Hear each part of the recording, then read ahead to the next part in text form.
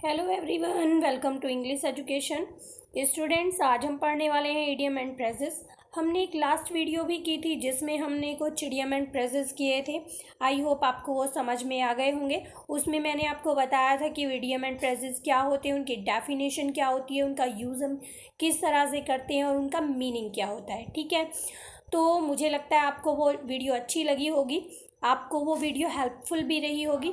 आज की वीडियो में हम आगे के इडियम एंड फ्रेजेस करने वाले हैं, जिसमें हम कुछ इडियम एंड फ्रेजेस को कवर करेंगे। इससे आगे आने वाली वीडियो में कुछ और इम्पोर्टेंट इडियम फ्रेजेस हम कर लेंगे। तो हम यहाँ पर 3 पार्ट में इडियम एंड फ्रेजेस की वीडियो को बनाएंगे। जैसा कि मैंने लास्ट वीडियो में आपको 7 या 8 वर्ड ऐसे दिए थे जिन्हें आपको खुद से ट्रांसलेट इंग्लिश में करना था, उनकी हिंदी निकालते हुए।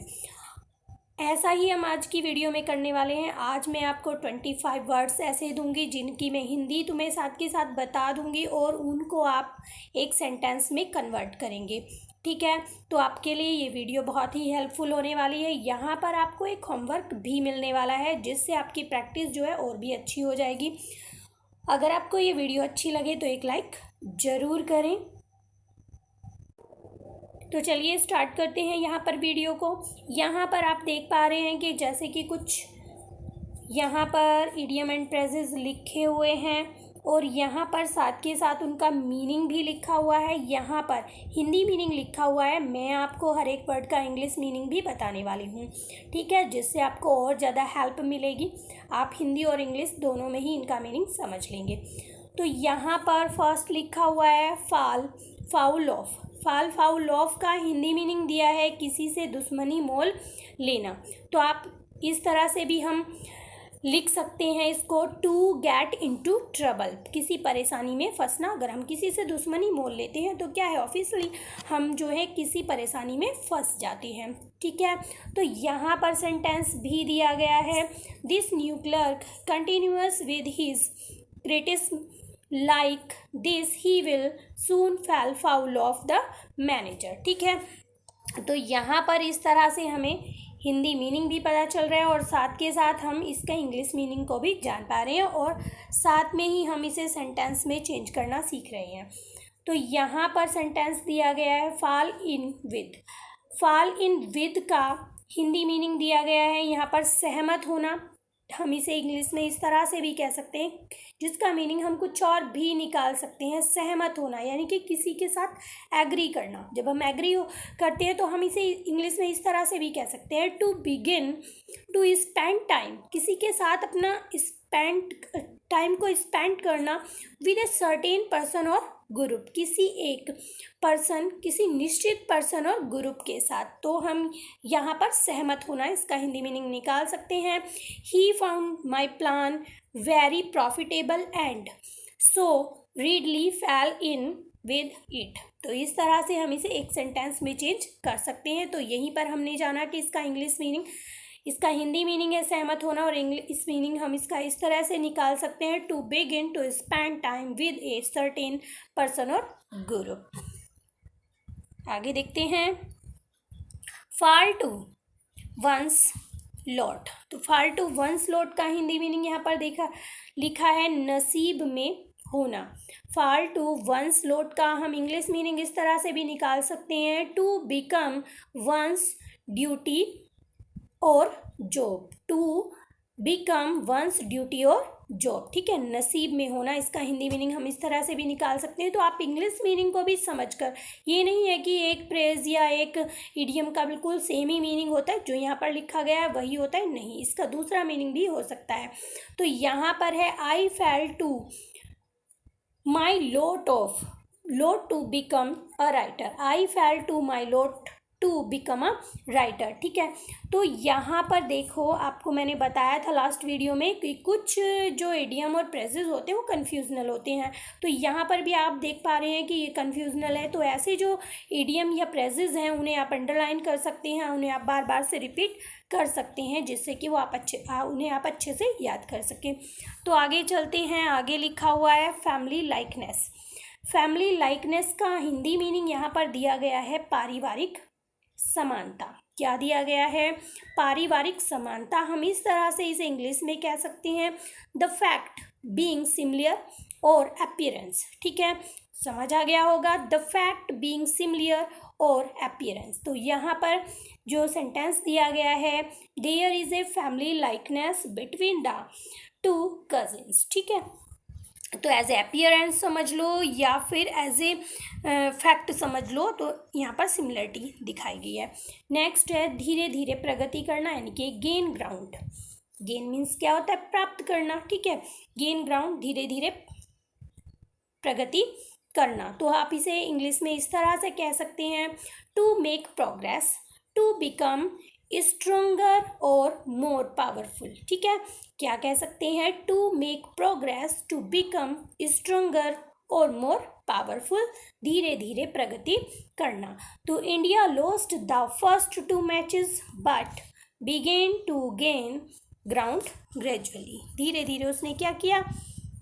फिर से प्रगति करना शुरू कर दिया। नेक्स्ट है gate ahead of. Gate ahead of यानी कि आगे निकल जाना।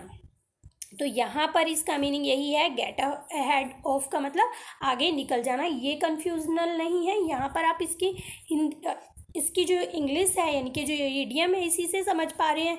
गेट अहेड ऑफ का मीनिंग होता है आगे निकल जाना। Ramesh has got ahead of Karan in mathematics.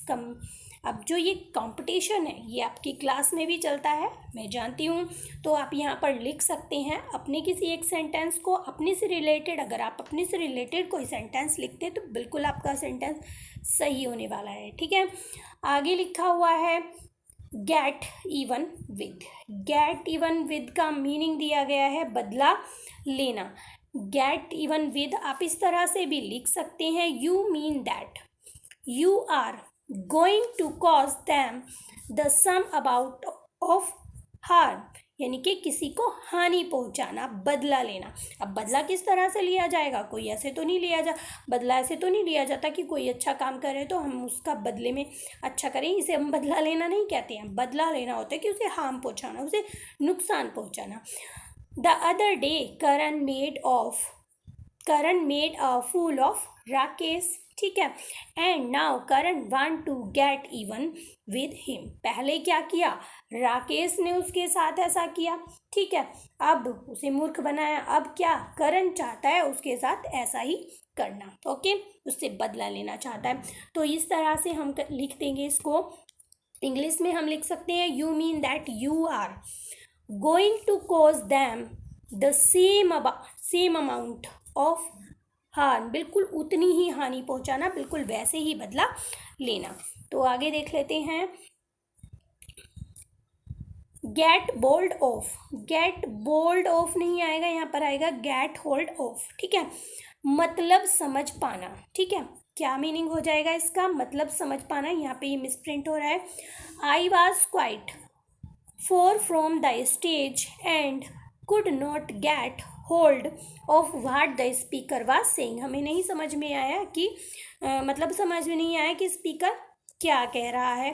ठीक है, तो इसे हम हिंदी में ऐसे भी लिख सकते हैं, टू गेट पोजेशन ऑफ। क्या लिख सकते हैं इंग्लिश में? टू गेट पोजेशन ऑफ, मतलब समझ पाना। आगे देखते हैं, झंझट में पड़ना। गेट इनटू ए सूप। सूप का मतलब ये नहीं है कि आप सूप पीने चले गए, हम सूप में गिर गए, नहीं, झंझट में पड़ना। तो झंझट में पड़ना क्या है कि ठीक है, आप समझ पा रहे होंगे।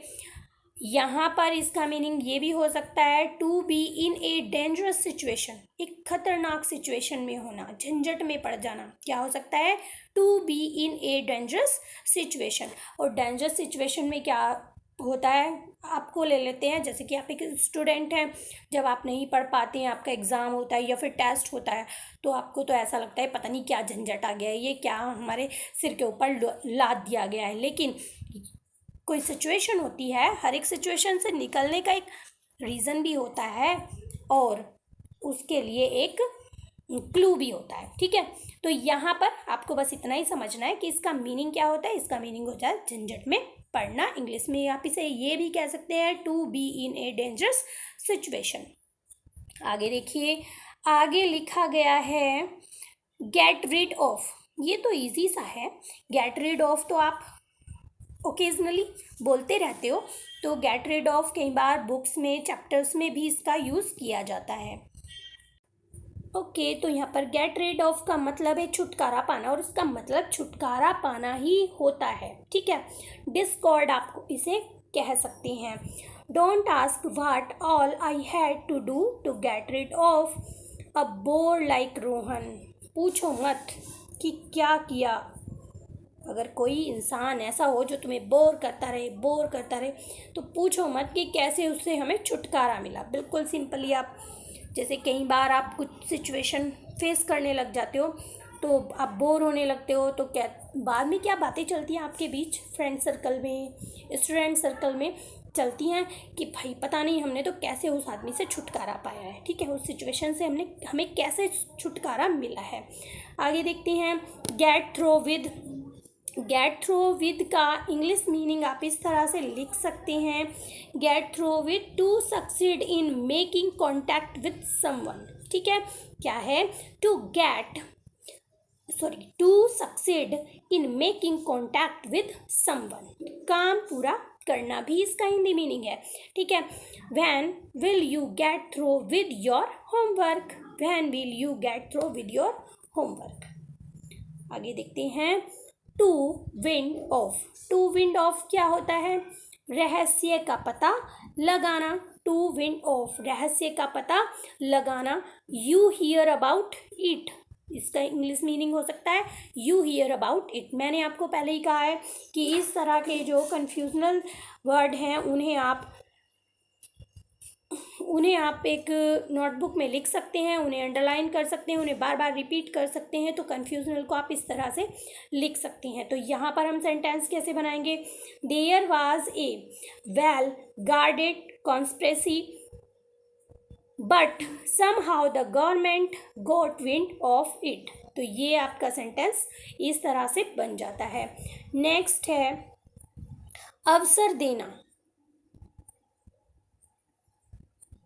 अवसर देना यानी कि गिव ए ब्रेक। ब्रेक का मतलब यहाँ पे ये नहीं है कि हम लंच करने चले गए या हमें थोड़ी देर के लिए छुट्टी मिल जाए, नो। इस गिव ए ब्रेक का मीनिंग है यहाँ पर अवसर देना। Would you like to give me a break?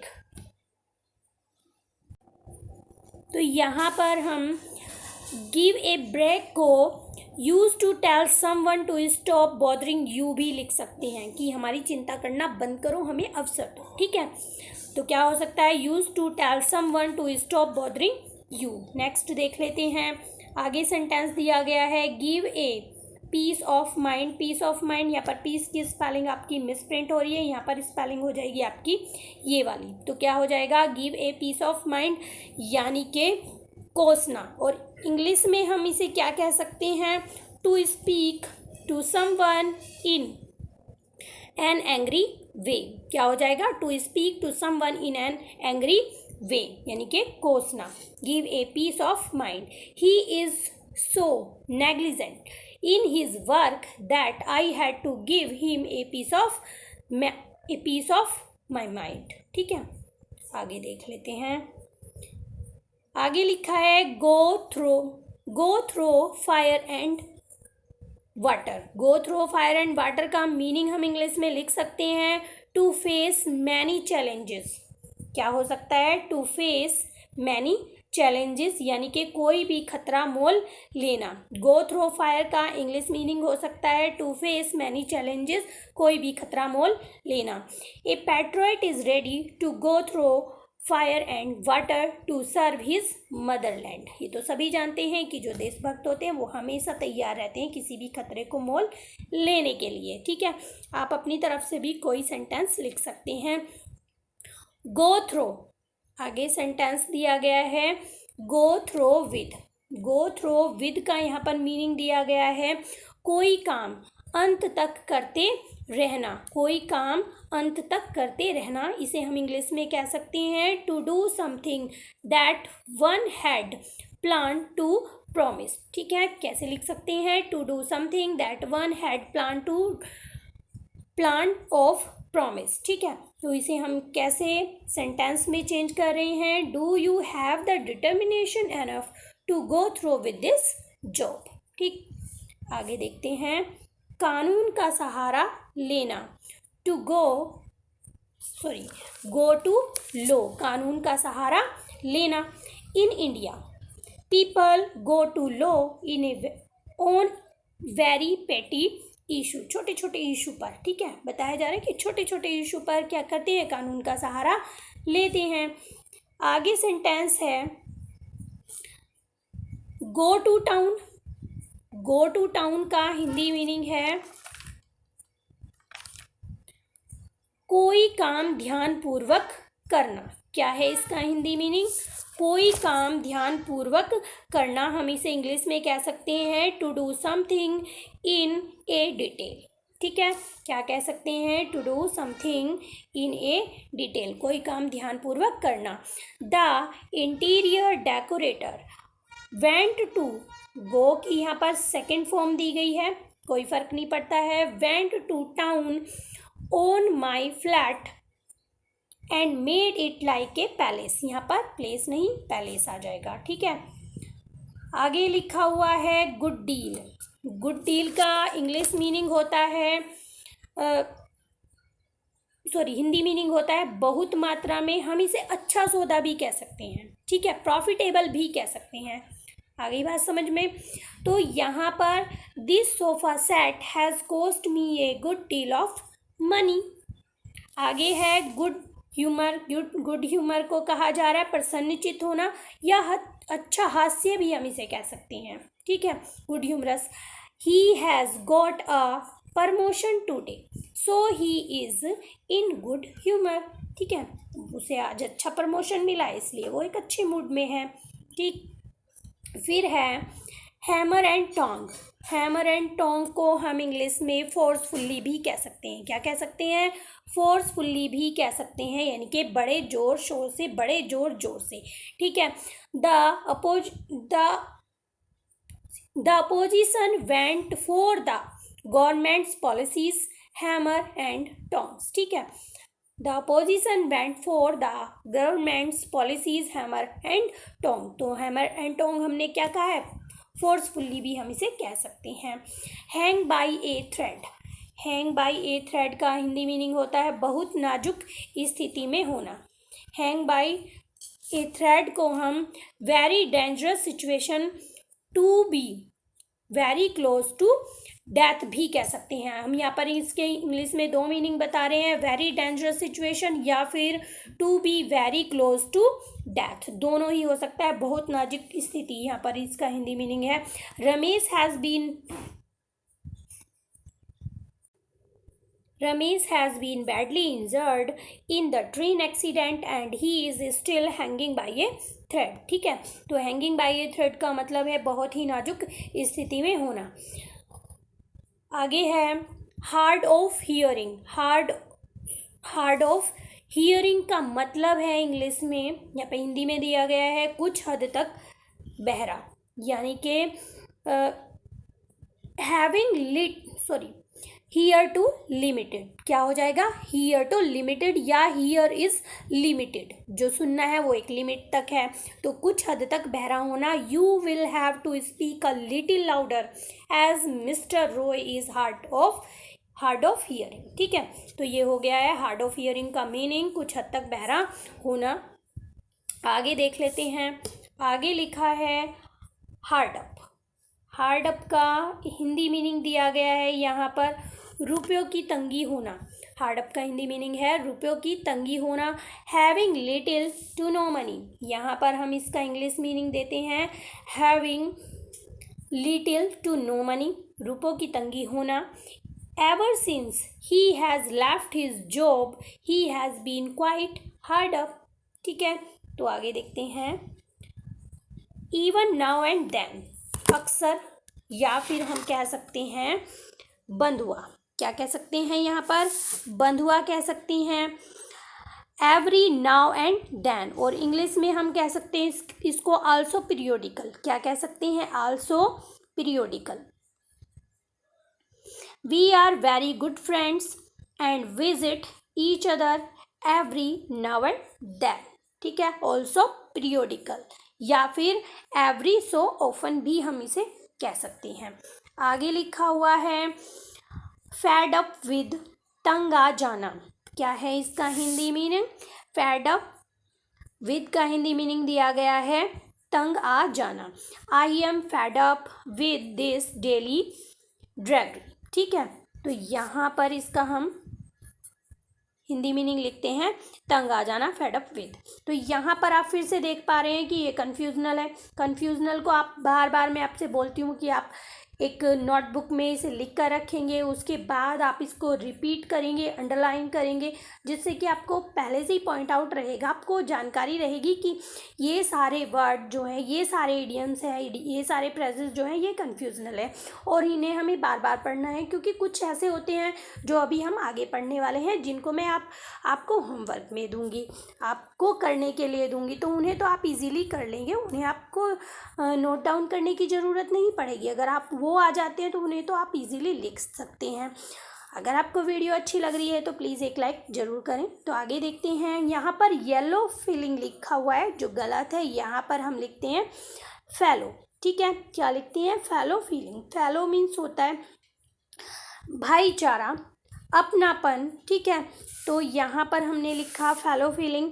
One should have, यहाँ पर आपको इसका इंग्लिश मीनिंग जानने की ज़रूरत नहीं है, इजी है और आप इसे समझ भी लेंगे, ये कन्फ्यूजनल नहीं होगा आपके लिए। One should have fellow feeling for all. आगे है fill one in. Fill one in का मीनिंग है यहाँ पर जानकारी देना। As Ramesh could not attend the meeting he asked me to fill him in. ठीक है, आई होप आपको समझ में आ रहा होगा। आगे लिखा हुआ है to be very cautious. To be very cautious यहाँ पर लिखा हुआ है बहुत सतर्क रहना, और टू बी वेरी कॉशियस का मीनिंग है टू अवॉइड रिस्की और इररिस्पॉन्सिबल बिहेवियर। क्या मीनिंग है यहाँ पर टू बी वेरी कॉशियस का? टू अवॉइड रिस्की और इररिस्पॉन्सिबल बिहेवियर, यानी कि बहुत सतर्क रहना, और इसे हम वर्क ऑन एग्स भी कह सकते हैं कि बहुत सतर्कता बरतना। The manager is hard to deal with and you really have to work on eggs. ठीक है, बहुत सतर्क रहना। फिर आगे आ जाता है have an easy time of it. Have an easy time of it का मीनिंग होता है आराम होना। ईजी टाइम, यहाँ से आपको क्लू मिल जाएगा, have an easy time of it. तो यहाँ आपको यहाँ पर कोई कन्फ्यूज़न होने वाला नहीं है, बहुत ही आसान है, आराम होना। As long as Mr Narayan was there as the manager the staff had an easy time. तो स्टाफ के लिए बहुत ही ईजी टाइम था उस समय पर, बहुत उन्हें आराम था। कब? जब मिस्टर नारायण स्टाफ में थे। ठीक है, और but now things have change, लेकिन अब जो चीज़ें हैं वो बदल चुकी हैं। ठीक है, आगे देखते हैं have clean hand. Have clean hand, यहाँ पर भी ये ज़्यादा कन्फ्यूजनल नहीं है, निर्दोष पाना, तो इसे आप इंग्लिश में कह सकते हैं ब्लेमलेस। ठीक है, रिगार्ड टू इमोरल एक्ट, क्या कह सकते हैं? Blameless regard to immoral act, निर्दोष पाना। You can't suspect him of taking bribery, I am sure his hand are clean. ठीक है, आगे देखते हैं कोई काम हाथ में होना, have in hand. Have in hand को आप इंग्लिश में लिख सकते हैं to have something under control. To have something under control, यानी कि कोई काम हाथ में होना। What job do you have in hand at present. What job do you have in hand at present. आगे है have it out with. Have it out is, have it out with का मीनिंग है झगड़ा करना। I am sure he has cheated me and I am going to have it out with him. ठीक है, यहाँ पर something that make you angry. ठीक है, ये इसका हिंदी मीनिंग हो सकता है, क्या हो सकता है? Something that makes you angry. ठीक, अब आगे लिखा हुआ है have one's way. Have one's way का हिंदी मीनिंग है अपनी ही बात करना। Little children must have their way in everything. आगे देखते हैं, have too many iron in a fire. ये थोड़ा लेंथी है, इसे आप समझ लेंगे। एक ही साथ अनेक काम करने की कोशिश करना। यहाँ पर सेंटेंस भी इसी तरह थोड़ा लेंथी दिया गया है, लेकिन बहुत इजी है। Be aware of your health breaking down under the strain of overwork. Overwork की वजह से आपकी जो हेल्थ है वो ब्रेक डाउन हो रही है। आई थिंक यू, मेरा ऐसा विचार है, you have too many iron in the fire, कि तुम जो हो एक साथ बहुत सारे काम करने की कोशिश कर रहे हो। ठीक है, आगे देख लेते हैं। आगे लिखा है high living. High living is not so hard, ये तो आप आराम से समझ सकते हो। ऐसो आराम की ज़िंदगी जिसे आप कहते हैं, ऐसा आराम की ज़िंदगी। High living many disease are brought on by high living. जितनी भी ऐसा आराम की ज़िंदगी आप लोगों की बढ़ती चली जा रही है, उतना ही क्या है, जो डिजीज़ हैं, बीमारियां हैं, वो बढ़ती चली जा रही हैं। आगे लिखा है हाई टाइम। ये भी ज़्यादा कन्फ्यूजनल नहीं है। ठीक समय होना या राइट टाइम भी आप इसे कह सकते हैं। It is high time to get. ठीक है, आगे है hit it off. Hit it off यहाँ पर दिया गया है घुल मिल जाना। She and her husband do not seem to hit it off. ठीक है, आगे है खामोश रहना। Hold one's tongue. यहाँ पर भी ये कन्फ्यूजनल नहीं है, इजी है। ठीक है, किसी को रोकना, बात करने से खामोश रहना। She talked so much that I had to ask her to hold her tongue. ठीक है, यहाँ पे लिखा है hush money a lot of, यानी कि रिश्वत। A lot of hush money pass between the ministers and favourite business house. अब यहाँ पर आ जाता है आपके लिए काम। ठीक है, अब मैं जो मुझे कराना था वो मैं करा चुकी हूँ, अब ये आपके लिए वर्क है। ठीक है, यहाँ पर इडियम एंड फ्रेजेस कुछ दिए गए हैं जिनको हिंदी में भी बताया गया है, हिंदी में इनका अर्थ दिया गया है। इन्हें आपको लिखना है एक सेंटेंस में। ठीक है, तो इसी तरह से एग्ज़ाम में आएंगे। यहाँ पर तो इनकी हिंदी दी गई है, लेकिन वहाँ पर आपको हिंदी नहीं दी जाएगी, ऐसे वर्ड दे दिए जाएंगे। आई मीन टू से ऐसी फ्रेजेस और इडियम्स दे दिए जाएंगे जिसे आपको इंग्लिश में ट्रांसलेट करना है। तो एक बार हम पढ़ लेते हैं इनको भी। देखिए, फिगर अमंग साइपर्स। ठीक है, फिगर अमंग साइपर्स यानी कि अंधों में काना राजा या अंधों में काना सरदार भी हम कह सकते हैं। ठीक है, हिंदी में आप इन्हें बहुत बार पढ़ते हैं, बहुत ही आसान है, तो इनका मीनिंग भी आप सभी जानते हैं। आगे देखिए, all is well that ends well. अंत भला तो सब भला, अंत भला सो भला। ये भी आप बहुत ही आसान है आपके लिए। मैं यहाँ पर नहीं बताऊंगी कि किस तरह से आपको सेंटेंस बनाना है, ये सेंटेंस आपको खुद ही बनाने हैं। अगर आपको फिर भी कोई प्रॉब्लम आप फेस कर रहे हो तो आप कमेंट सेक्शन में पूछ सकते हो। ठीक है, आगे देखते हैं। थर्ड है out of sight out of mind. आँख ओझल पहाड़ ओझल।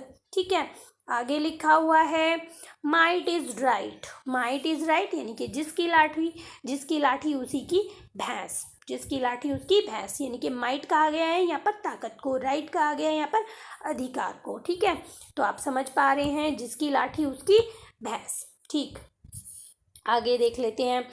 No one knows the weight of another's burden, यानी कि जाके पाँव ना फटे बुआई, सो क्या जाने पीर पर आई। यानी कि जिसके ऊपर बर्डन नहीं पड़ता है वो दूसरों के बर्डन को क्या जाने। ठीक, तो यहाँ पर आपको बहुत ही इंटरेस्टिंग सा एक मुहावरा दिया गया है कि इसे आप ट्रांसलेट में चेंज करें, सेंटेंस में चेंज करेंगे। आगे देखते हैं।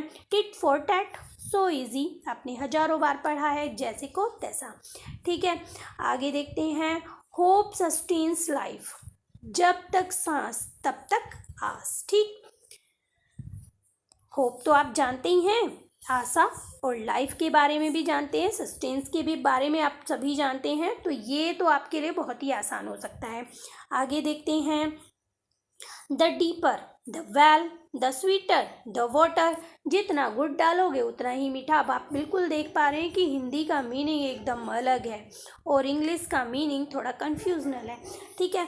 तो इनको आपको यहाँ पर याद कर लेना है। आगे देखते हैं, ये आपका दोबारा रिपीट हो गया है, तो आगे चलते हैं नंबर 9 पर। देखते हैं, he that is warm think all are so. आप सुखी तो जग सुखी, ऐसा ही लगता है ना सबको कि हम सुखी हैं तो सब सुखी, और अगर हम दुखी हैं तो सब दुखी हैं, ठीक है। तो यहाँ पर आपको एक सेंटेंस बनाना है। नेक्स्ट देख लेते हैं, आउट ऑफ फ्राइंग पैन, ठीक है, out of frying pan into the fire. अब यहाँ पर आप देख रहे हैं कि फ्राई पैन से निकला, कहाँ पर गिरा, फायर पर, तो आम से टपका बगल में अटका। इसे आप ये भी कह सकते हैं कि आसमान से टपका खजूर पर अटका, ये भी हो सकता है, ठीक है। आगे देखते हैं, सेल्फ प्रेज। सेल्फ प्रेज मतलब होता है अपनी प्रशंसा अपने आप करना, ठीक है। Self praise is no recommendation, ठीक है। तो यहाँ पर अपने मुँह मियाँ मिट्ठू मत बनो, ठीक है, या अपने मुँह मियाँ मिट्ठू बनना, ये भी हम कह सकते हैं। Haste makes waste. हेस्ट का मतलब है जल्दी, ठीक है। वेस्ट का मतलब है खराब हो जाना, बर्बाद होना। हरी स्पॉइल्स करी, ठीक है। तो आगे दौड़ पीछे चौड़ का मतलब क्या होता है कि मतलब अगर हम कोई काम जल्दी में करते हैं तो वो बेकार हो जाता है, ठीक। आगे देखते हैं, यहाँ पर मैंने इसको इसलिए बताया क्योंकि थोड़ा सा अटपटा है, जो आप नहीं समझ पा रहे होंगे शायद अब आपको समझ आ गया होगा। आगे देखते हैं 13 में, handsome is that handsome does. अच्छा वही होता है जो अच्छा कार्य करता है, कोई फिगर से हैंडसम नहीं होता है, उसके एक्ट उसे हैंडसम बना देते हैं, ठीक है। आगे है number 14, prevention is better than cure. Prevention is better than cure. इलाज से परहेज अच्छा, ठीक है, मतलब पहले ही परहेज कर लो, इलाज कराने की ज़रूरत ही नहीं होगी, ठीक। आगे है, ए ड्रॉप ऑफ द ओशियन, ऊँट के मुंह में जीरा। बिल्कुल कन्फ्यूजनल है, यहाँ से आप इसे नहीं समझ पाएंगे, लेकिन आप यहाँ पर इसका मीनिंग समझ लें। ए ड्रॉप ऑफ ओशियन, ऊँट के मुंह में जीरा, यानी कि बहुत सारी चीज़। ओशियन क्या होता है, बहुत बड़ा एक सागर होता है, उसमें एक बूंद का क्या पता चलता है। ऐसे ही जो ऊँट होता है उसके मुंह में अगर जीरा डाल दे तो उसे क्या पता चलता है वो इतना बड़ा ऊँट है, ठीक है, बिल्कुल वैसा ही। और ये जो वर्ड्स यहाँ पर इडियम्स और फ्रेजेस दिए गए हैं, वर्ड्स ही दिए गए हैं, ठीक है। तो ये तो बहुत ही आसान है, इन्हें तो आपको समझाने की ज़रूरत ही नहीं है, बहुत ही ईजी है, बहुत ईजी, ठीक है। इस तरह के वर्ड्स भी कई बार आ जाते हैं, इस तरह के इडियम्स भी आ जाते हैं, ठीक है। तो इन्हें आप अपने आप से सेंटेंस में चेंज करेंगे, इनके सेंटेंस बनाएंगे। फिर भी आपको कोई प्रॉब्लम है, आपकी कोई क्वेरी है तो आप कमेंट सेक्शन में पूछ सकते हैं। तो कैसा लगा आपको आपका अपना टॉपिक, और कैसी लगी आपको वीडियो? अगर आपको वीडियो अच्छी लगी है, आपके लिए हेल्पफुल है, तो एक लाइक ज़रूर करें। और हाँ, जिन्होंने अपनी इडियम एंड फ्रेजेस की लास्ट वीडियो को नहीं देखा है तो डिस्क्रिप्शन बॉक्स में आपको उसका लिंक मिलने वाला है, वहाँ से आप उन इडियम एंड फ्रेजेस को देख सकते हैं, नोट डाउन कर सकते हैं। तो मिलते हैं अपने नेक्स्ट टॉपिक में, तब तक के लिए बाय बाय।